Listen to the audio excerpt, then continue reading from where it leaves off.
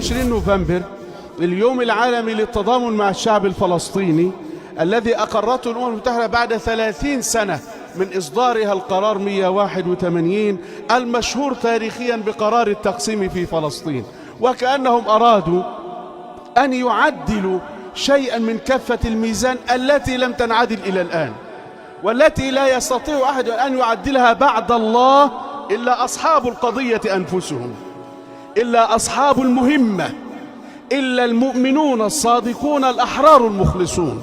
هذا اليوم ستكون فيه فعاليات كثيرة، ونحن نرى ما يحتاجه أهل فلسطين الآن ليس من مجرد تضامن كلامي ولا من مجرد موقف الإنسان يأخذه، ولكن يحتاجون الآن إلى أن نكون كتفا بكتف وقدما بقدم، كأننا البنيان المرصوص. لا ينبغي أن يميز فلسطيني من غير فلسطين الآن، ينبغي أن يكون العرب الآن كلهم فلسطين، ينبغي أن يكون المسلمون الآن كلهم فلسطين.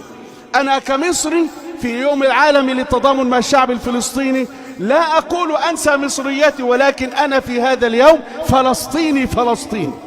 أنا كيمني مغربي سوداني أيا كان موطنك العربي أو الإسلامي، كن في يوم 29 من نوفمبر فلسطيني، تتحدث بلسان فلسطين وتدافع عن أهلها وتنشر قضيتها وتأخذ دورك في الوصول إلى أن يحرر الله هذا البلد من المحتلين والغاصبين.